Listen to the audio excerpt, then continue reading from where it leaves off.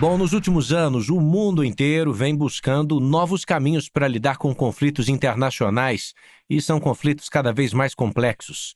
Um papel institucional que é ocupado pela Organização das Nações Unidas, a ONU, mas agora surge no cenário global uma alternativa paralela.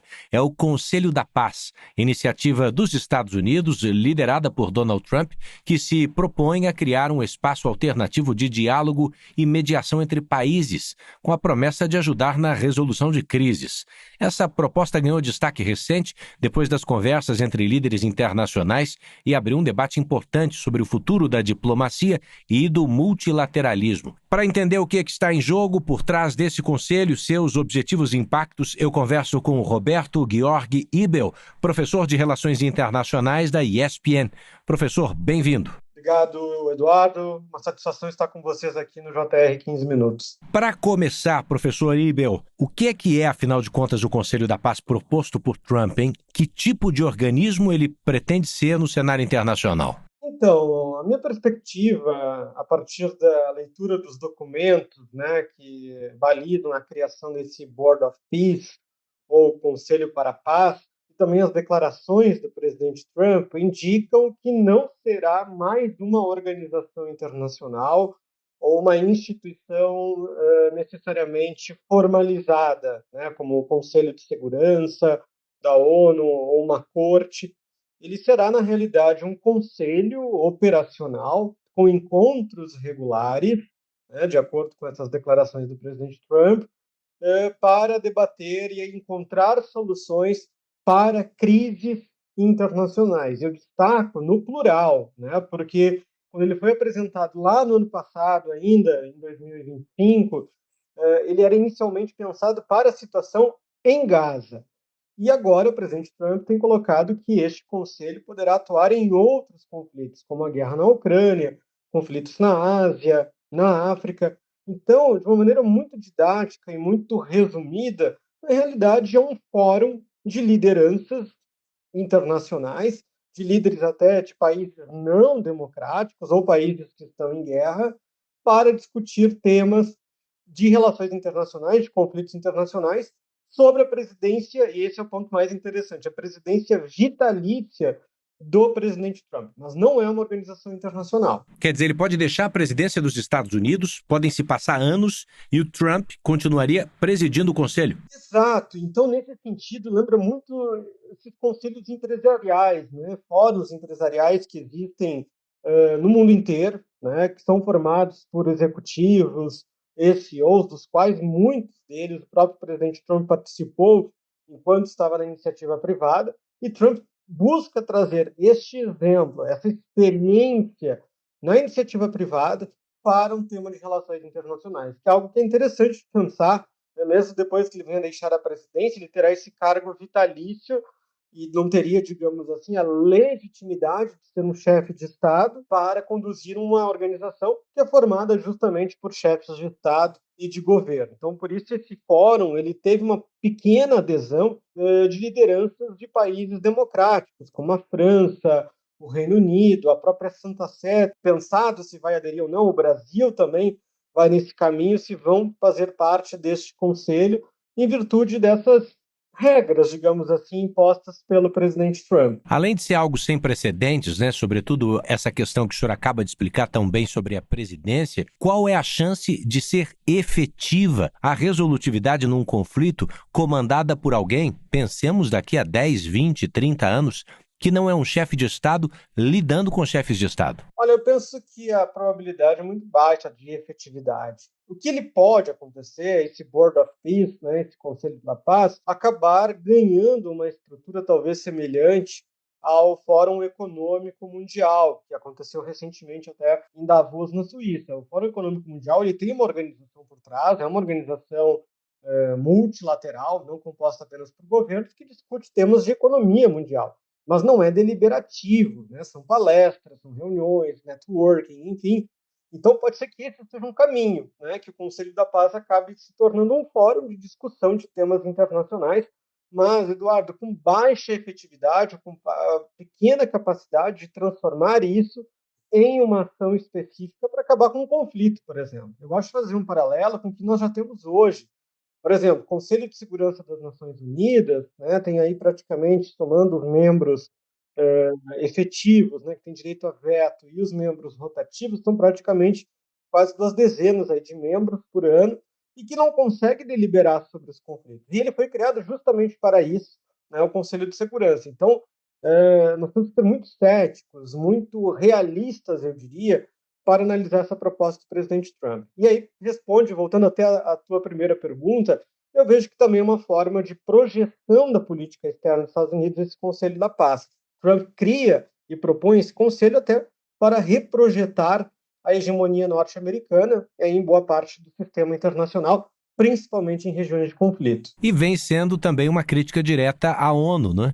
O presidente Trump, por várias vezes, já falou em parar de dar dinheiro, parar de financiar este e outros organismos internacionais, e ele agora tenta apresentar algo como se fosse ser mais efetivo, mas o senhor está fazendo uma leitura, e os analistas, os próprios chefes de Estado, em dúvida se entram ou não, fazem uma leitura de que pode ser ainda menos efetivo. Quando o assunto é a paz global, por que há tantos nuances em jogo antes de se tomar uma decisão? Mesmo condenar um conflito, quanto mais tomar uma decisão a respeito de se vamos enviar tropas das Nações Unidas ou não, por que esse é um cenário tão nebuloso? E, é claro, as regras no Conselho de Segurança mostram que, com poder de veto, mesmo ao longo das últimas décadas, as regras não vêm sendo cumpridas, né, professor? Exato, e eu entendo que hoje nós vivemos um momento, Eduardo, de fragmentação do multilateralismo, né? Então, já é um processo, pelo menos desde o Brexit, em 2016, de questionamento das organizações internacionais e multilaterais, né, que passam aí por um questionamento até da sua finalidade, ou seja, por que elas existem, né?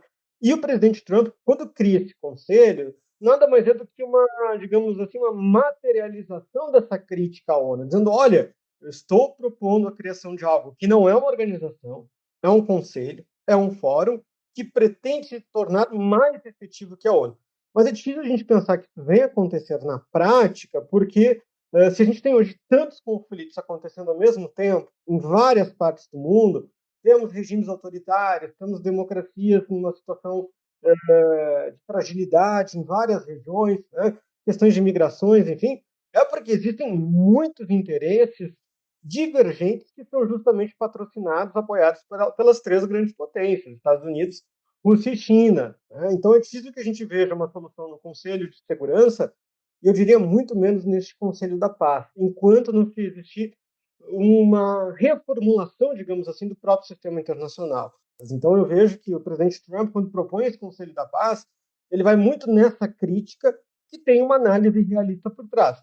Obviamente, a solução que ele apresenta me parece ser uma solução muito mais idealista do que realista. Ainda no campo das ideias, a gente vê vários países, entre eles o Brasil, discutindo qual seria o cenário ideal para fazer parte de um Conselho da Paz como esse. O presidente Lula mesmo, por telefone, por cerca de 50 minutos, falou a Trump que considerava ideal que o Conselho tratasse apenas de Gaza e está combinando um encontro entre os dois presidentes em Washington. O que o senhor acha? O que o senhor entende que seria viável, não só para o Brasil, mas para outras democracias, para aceitarem fazer parte desse conselho? Que mudanças seriam necessárias? A proposta do Brasil, ou melhor, a contraproposta do Brasil, veio nesse termo justamente para o Brasil não dizer, como fez a França, um não imediato para o presidente Trump, no momento que nós estamos, digamos assim, reconstruindo as relações entre o Brasil e os Estados Unidos, depois do tarifaço, depois da Lei Magnitsky, enfim. Então, a diplomacia brasileira, eu entendo que fez um cálculo até muito acertado, de não dizer um não, mas dar uma contraproposta, dizendo, olha, a gente aceitaria participar se esse conselho for única e exclusivamente para tratar da causa do que acontece em Gaza e que representantes palestinos, obviamente não do grupo terrorista Hamas, possam participar e também ter direito à voz, né? Então, imagino que isso venha a ser discutido entre os dois presidentes em Washington nessa visita do presidente Lula ao presidente Trump.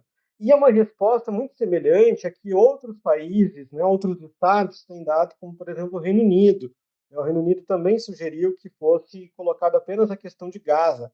Até o ex-premier britânico, Tony Blair, foi considerado para ser o presidente desse conselho, né?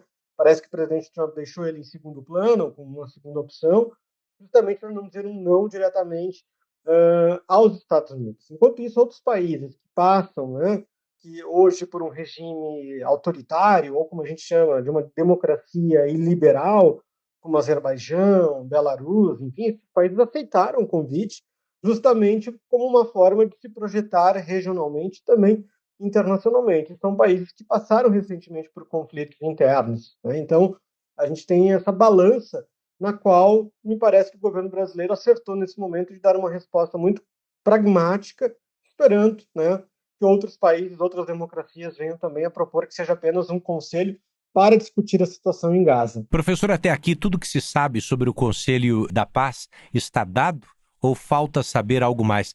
Resta a gente explicar aqui para o nosso ouvinte que precisa o integrante desembolsar um bom dinheiro, né? Exato, o presidente Trump cobrou um título, digamos assim, como se fosse um clube de fato, né, de $1 bilhão.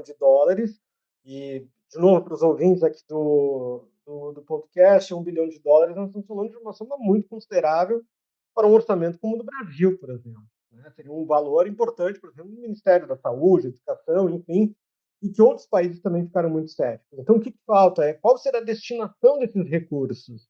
Qual será a institucionalidade? Ele vai ter um regimento, regras? Qual será o seu funcionamento? Existe uma periodicidade? Terá uma sede esse fórum? Ou será algo mais informal?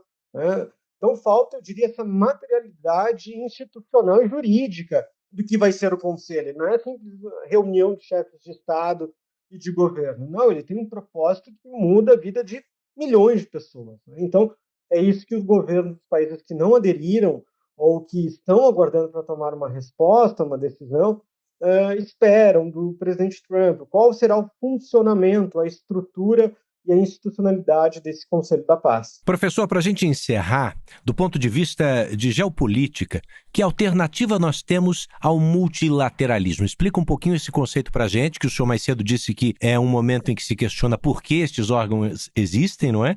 E eu lhe pergunto se, pelo menos por parte dos Estados Unidos, não estamos diante da volta das antigas zonas de influência. Fato, respondendo pelo fim da sua pergunta, é da minha leitura que hoje nós estamos vivendo uma divisão do sistema internacional entre as três grandes potências, os Estados Unidos, a China e a Rússia, com zonas de influência regionalizadas. Bom, o que representa o multilateralismo hoje? A ONU, né, e as outras instituições que fazem parte do seu sistema, assim como instituições regionais, né, o Mercosul, a União Europeia, a ASEAN, enfim. Alternativas a esse multilateralismo da ONU já foram apresentadas ao longo da história, pelo menos desde o fim da Guerra Fria, né? O G20, o G7, o próprio BRICS, né, que se coloca como um fórum que representa o multilateralismo. Então, existem já alternativas hoje institucionalizadas que não necessariamente defendem o fim da ONU, mas uma complementariedade ao sistema das Nações Unidas. A alternativa, Eduardo, que tem que ser apresentada para mim nesse momento, me parece que o governo Trump quer defender essa fragmentação do multilateralismo, essa divisão entre três grandes potências e a adoção de acordos bilaterais, ou seja, principalmente no campo de comércio e segurança, acordos que sejam bilaterais e que eu gosto de dizer, muitas vezes com um perfume do unilateralismo, né, que sejam vantajosos para apenas um dos lados. Então, talvez a alternativa mais radical a esse multilateralismo é a emergência desse bilateralismo num contexto de fragmentação da própria multipolaridade, ou seja, cada grande potência fazendo acordos bilaterais com outros países ou outros blocos de países. No JR 15 Minutos de hoje, a gente falou sobre o Conselho da Paz, proposto e instituído pelo governo dos Estados Unidos, sobretudo pela pessoa de Donald Trump, que se auto-intitula presidente vitalício dessa instituição, com adesão até aqui de pouco mais de 2 dezenas de países. A se ver o que para onde vai essa instituição, para onde vai essa organização, esse clube que cobra $1 bilhão por adesão. Eu quero agradecer a Roberto Ibel, professor de Relações Internacionais da ESPN. Professor, sempre bem-vindo. Eu que agradeço pelo espaço e muito obrigado pela oportunidade. Essa foi a edição 1344 do 15 Minutos, que teve produção de David Bezerra, estagiárias Agatha Tavares, Bárbara Maiato e Mariana Picciarelli, sonoplastia de Bruna Franco, coordenação de conteúdo Deni Almeida, direção editorial de Tiago Contreira e a vice-presidência de jornalismo é de Antônio Guerreiro. Eu sou Edu Ribeiro, agradeço a sua companhia e bora pra próxima.